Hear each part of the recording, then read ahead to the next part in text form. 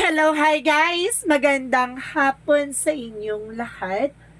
This is Chin Rodriguez from my second channel, a faith healer o Zomata reader. So ngayong hapon natin, tingnan natin ang nagsabisay ng ating mga gabay. This is special gabay for the month of January 23 hanggang January 29 for the sign of Virgo. Virgo, welcome sa my channel. Ano kayang messages, advices ng spirit guides ang ating masasaga for today's video? Kano naman kayang energy or kaganapan sa buhay ng mga Virgo ang ating mahagilap? So guys, this reading is a general reading lamang, hindi lahat makaka-resonate. Kunin lamang po makaka-relate sa inyo and comment down below kung kaninong energy ang ating nasaga. And of course, don't forget to like and subscribe my channel and hit notification bell for more videos update. And of course, maraming salamat po sa mga walang sawang pagsuporta sa aking channel, lalo-lalo na hindi nag-skip ng ads, naway pagpalain kayo ng Diyos at may kapal, siksik-liglig na guumapaw ang biyayang manumbalik sa inyo.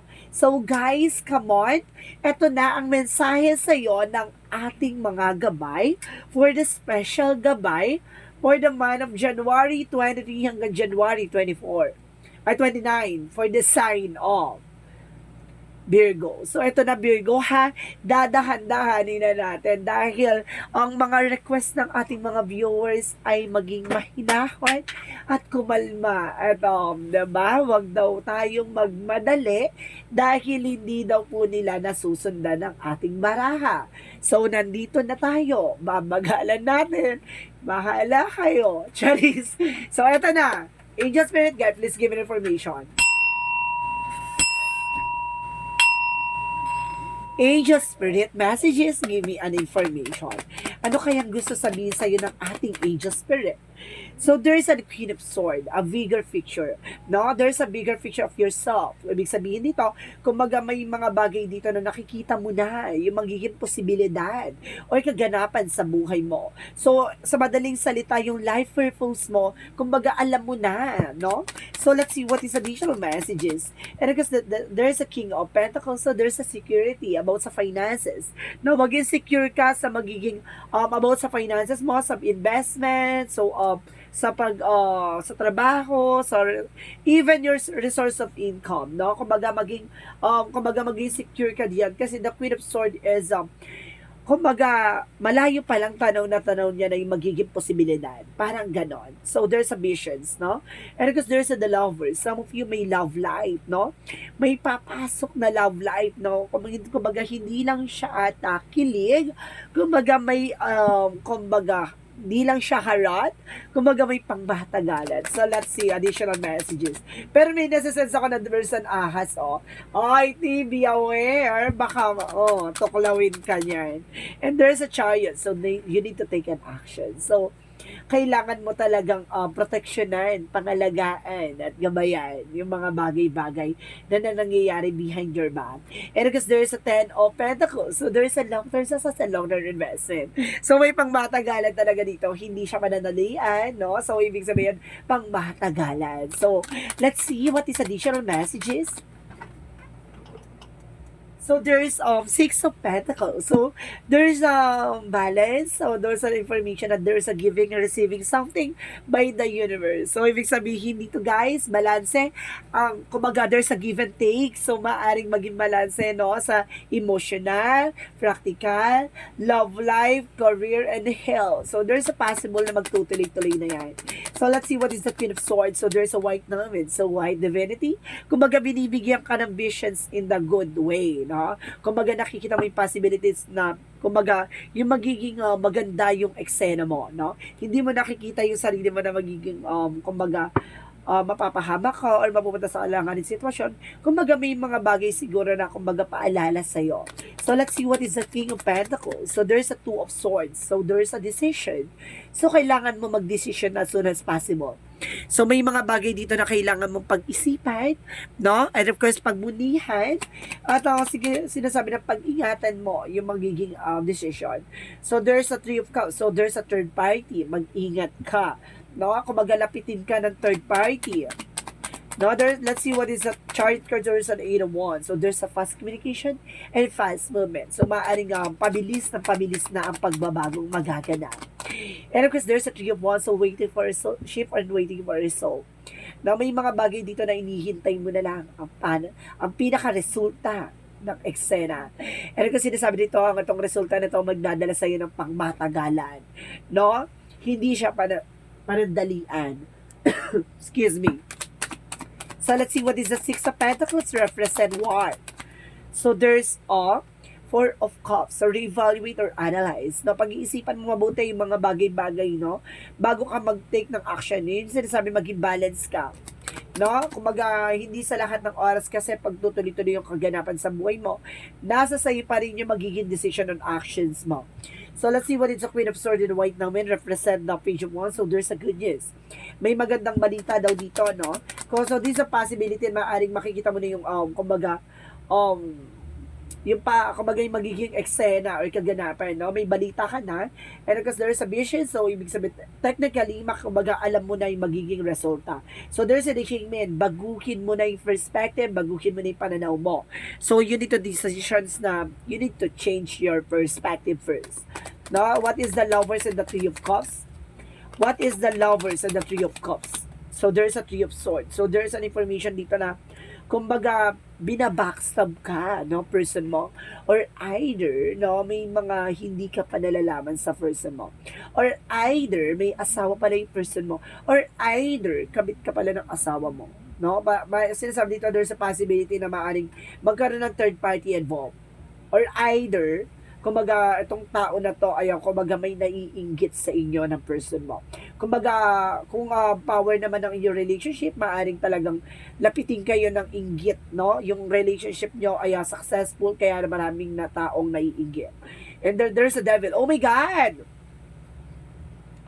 Oh my God, there's a devil energy, represent ang kumbaga hinaharang, no? Kumbaga hinaharang nito yung pasok no, or galaw ng eksena nyo. Or either, no, kumbaga inaharang nito yung magandang kapalaran na nakatadhana para sa iyo. Kumbaga may mga bagay na mangyayari na tapos biglang delays or cancel ganon. Kumbaga sinasabi sa dito na kailangan mo mag-cleansing or either kailangan mo ng protection para na sa ganon hindi na kumbaga umi-effect sa iyo yung situation. And see, there's the Wheel of Fortune, there's a kumbaga good luck and blessing. So see, there's a turning point for blessings. Pero technically, maaaring kumbaga ginawan ka ng dasal nito or ginawa ka ng kaya ang imbis na pumabor sa iyo, kubaligtad ang nagiging ganap, no? So ibig sabihin dito, you need to take an actions, no? Pero wag kang mag-alala kasi there's a worth waiting for, no? May mga bagay na talagang pagmatagalan at 'di ba? Kumbaga makukuha mo to in a long-term commitment and long-term success. So let's see what is the Six of Pentacles and the Four of Cups. So, there's a Seven of Pentacles. Harvest time. At the end of the time, kumbaga, yung mga bagay na yan, ma-harvest mo yan. So, there's an information na kailangan mo mag-obserba. Kumbaga, pagmasdan yung kaganapan sa biligid mo, huwag ka masyadong magiging desisyonada o desisyonado. Kumbaga, kailangan mo muna pag-isipan. So, let's see what is additional outcome. So, see? I told you, a black magic. Black namin. So, black magic involved talaga, no? So, pinaka-outcome nito, it's all about black magic, no? Ginawang ka dito. It's either sa relasyon, sa finances, sa career, sa health, no? There's an all positive there's a negative outcome na sinasabi nito na it's all about black magic involved. So, let's see what is the outcome. Additional. So, there's a Seven of Cups. Confusion. No? Ginugulo kayo nito. Gusto nitong magulo kayo. See, there's a Five of Swords. Kumbaga sinasabi, there's a fair fight. Pero at that, technically, maaaring, kumbaga, ginagawa ka na eksena that because of your actions, no? Kumbaga, nagkakaroon ng self-sabotage. So, let's see, additional outcome.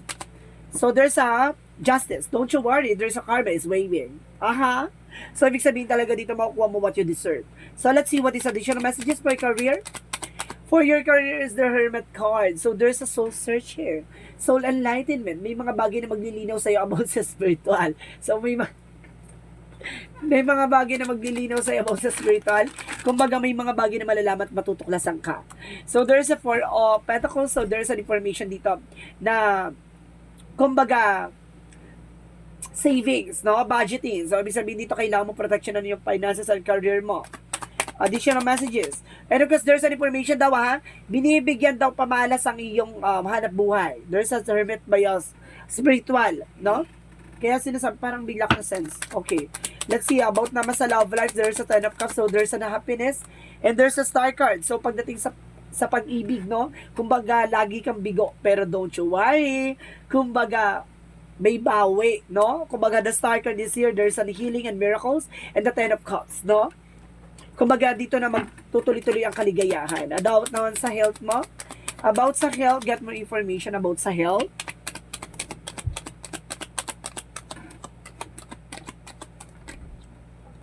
About sa health. So, there is Seven of Swords. So, there's a recovery, no? Kumbaga, there's a sneakiness kasi pag ganito. Kumbaga, pero there's a cheating line. Pero, parang tinatago. Pero, parang reverse to. So, ibig sabihin dito, walang tinatago, no? Parang walang matatagong problema sa katawan mo, sa health mo, parang gano'n. So, let's see what is the magical fairy messages. Para sinasabi sa madaling salita, walang nakatagong sakit, no? So, let's see additional messages. So, there is an autumn harvest time. Additional messages.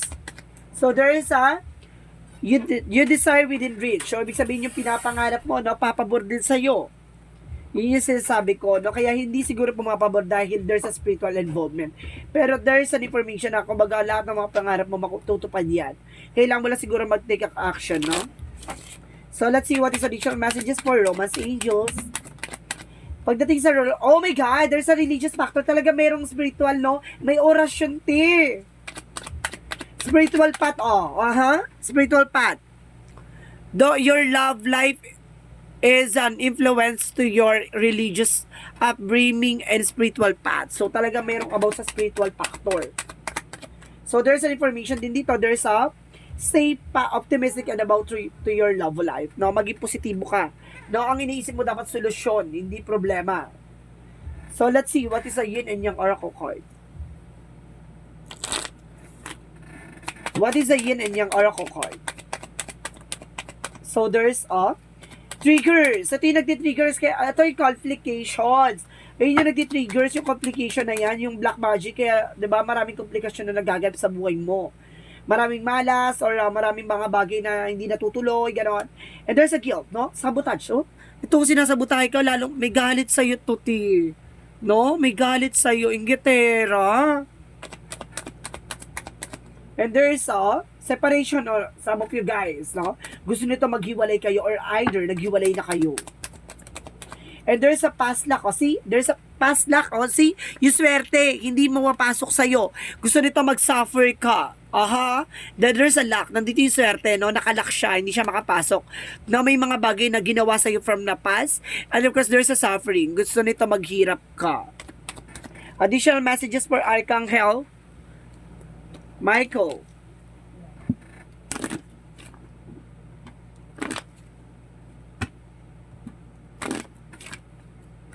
For Archangel Michael, Angel Spirit guides, this is your life purpose. Maaring ito yung purpose mo sa buhay mo, no?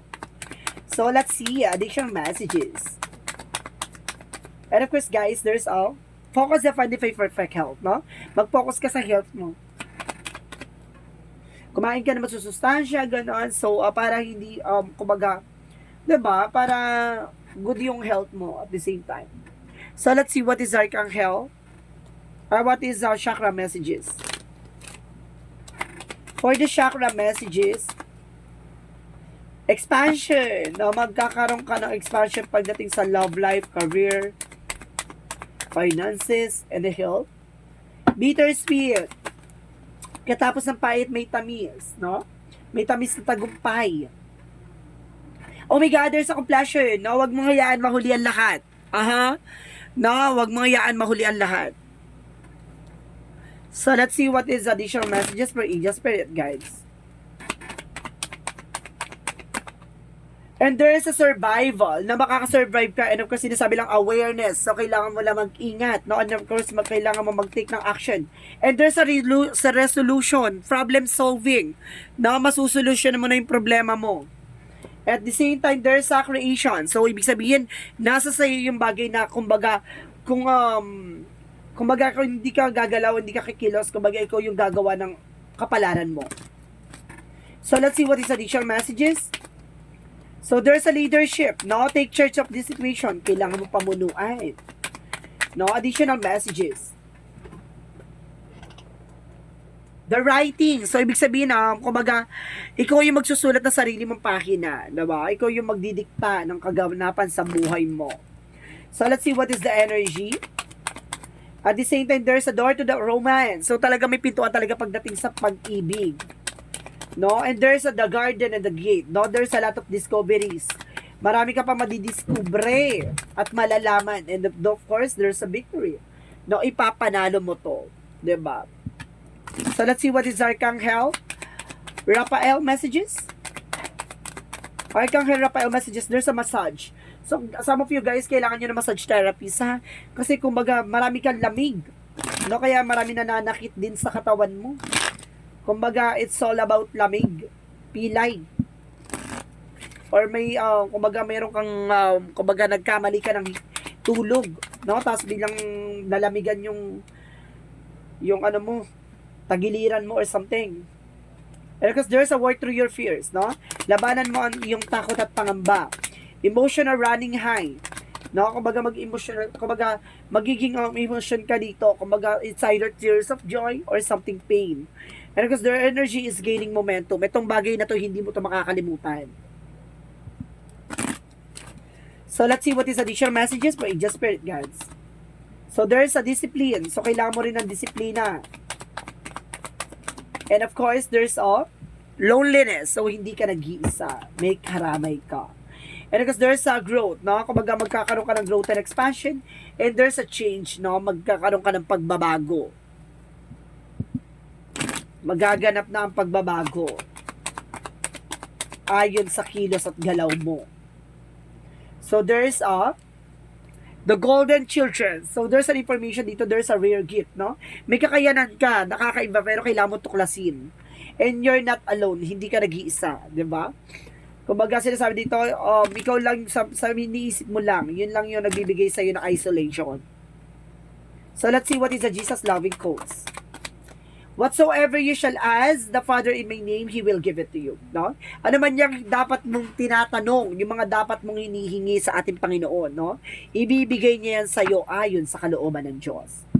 So, let's see what is the angel's answer.